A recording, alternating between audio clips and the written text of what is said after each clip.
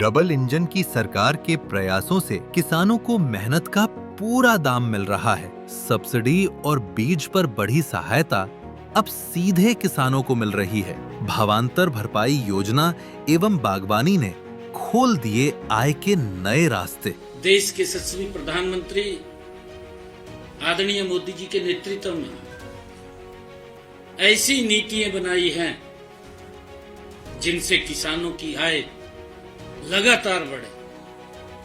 ये हमारी सरकार मोदी जी के नेतृत्व में डबल इंजन की सरकार चल रही है कि हमारा किसान सशक्त हो, मजबूत हो और उसको लेकर के हमारी नीतियां लगातार उनकी आय बढ़ाने के लिए काम कर रही है। अब गांव की खुशहाली खेतों से झलकती है और किसान क्रेडिट कार्ड की ऋण सीमा 5 लाख कर दी गई, ताकि खेती आसान बने और किसान अपने सपनों को पूरा कर सके। मुख्यमंत्री श्री नायब सिंह सैनी जी के कुशल नेतृत्व में किसान उत्थान के नए अध्याय लिखे गए हैं। जब अन्नदाता मुस्कुराएगा, तभी हरियाणा चमकेगा।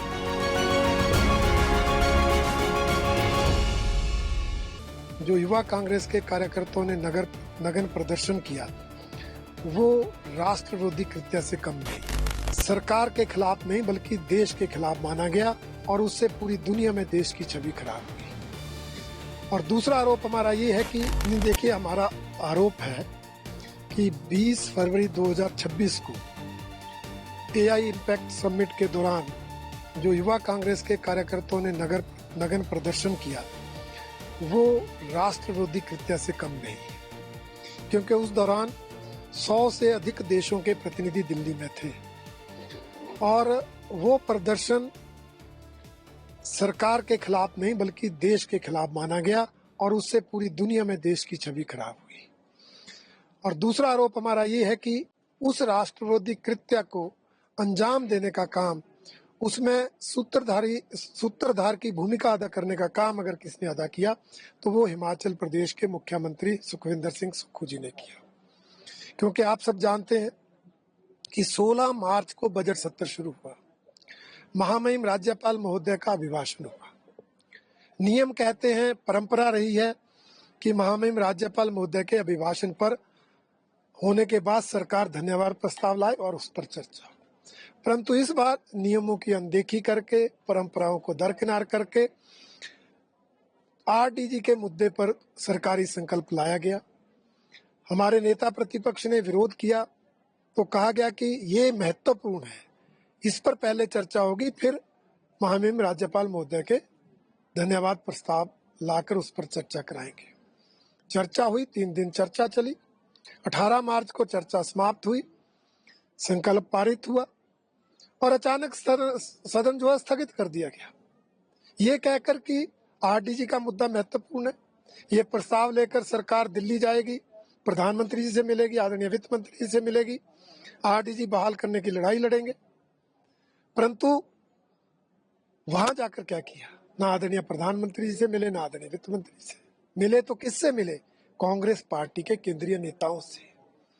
और उनके निर्देश पर उस राष्ट्र विरोधी कृत्य को जो 20 फरवरी को दुनिया ने देखा, उसको अंजाम देने में लग गए। और उसके बाद उनके दोषियों को बचाने का हिमाचल सदन में संरक्षण दे दिया, सरकारी संरक्षण में रोड पहुंचा दिए, वहां संरक्षण में रख लिए। दिल्ली पुलिस को सूचना मिलने के बाद वो जब गिरफ्तार करने आई तो पुलिस, प्रदेश की पुलिस को उनको रोकने में लगा दिया। पहचान बताने के बाद, उद्देश्य बताने के बाद भी दिल्ली पुलिस के कर्मियों पर एफआईआर दर्ज करवा दी, जिनमें रोड पहुंचा दिए, वहां संरक्षण में रख लिए। दिल्ली पुलिस को सूचना मिलने के बाद वो जब गिरफ्तार करने आई तो पुलिस, प्रदेश की पुलिस को उनको रोकने में लगा दिया। पहचान बताने के बाद, उद्देश्य बताने के बाद भी दिल्ली पुलिस के कर्मियों पर एफआईआर दर्ज करवा दी। ये तो माननीय अदालत के हस्तक्षेप के बाद मामला जो है वो हुआ और उसके बाद दिल्ली पुलिस दोषियों को लेकर गई है।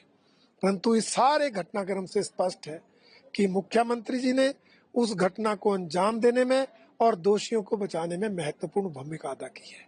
और हमारा आरोप ये है कि हमने जो पहले कहा था कि कांग्रेस के लिए, मुख्यमंत्री जी के लिए आरडीजी मुद्दा नहीं है, वो आरडीजी पर सिर्फ राजनीति कर रहे हैं। वो आज सत्य सिद्ध हुआ। उन्होंने राजनीतिक बयानबाजी की, राजनीतिक आधार पर सदन में चर्चा की, परंतु अंजाम देने के लिए अभी तक कोई प्रयास नहीं किए।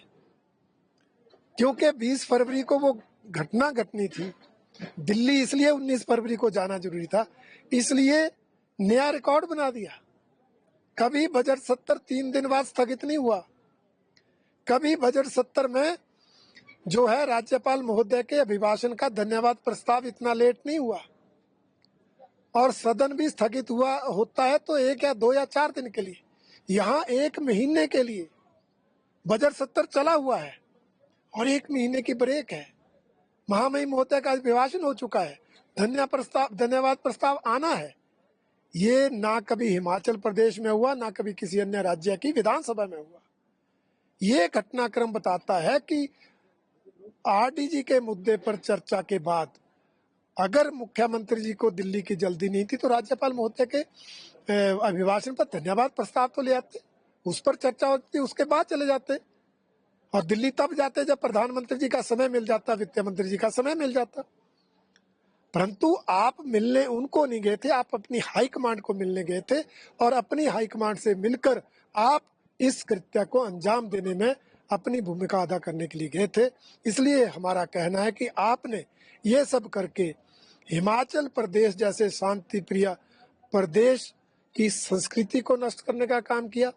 हिमाचल प्रदेश के नागरिक जो देशभक्त हैं, उनकी देशभक्ति पर प्रश्न चिन्ह लगाने का काम आपने किया, और मुख्यमंत्री जैसे संवैधानिक पद पर रहते हुए इस तरह की राष्ट्र विरोधी गतिविधियों में संलिप्त होकर मुख्यमंत्री पद की गरिमा को ठेस पहुंचाई है, संवैधानिक मर्यादाओं का हनन किया है। मुख्यमंत्री कह रहे हैं कि भाजपा जो है ना आरडीजी पे हमारा सहयोग नहीं कर रही। देखिए, हमने जो कहा विधानसभा में कह दिया, अब उस पर मुख्यमंत्री को टिप्पणी करने की आवश्यकता नहीं है। परंतु मुख्यमंत्री जो कहते हैं वो खुद तो करें। जब वो जो कह रहे हैं वो खुद ही नहीं करें तो हमारा सहयोग कहां से अपेक्षित है? मुख्यमंत्री इस मुद्दे पर सिर्फ राजनीति और राजनीति कर रहे हैं, वो कहीं गंभीर नहीं है इस मुद्दे को लेकर।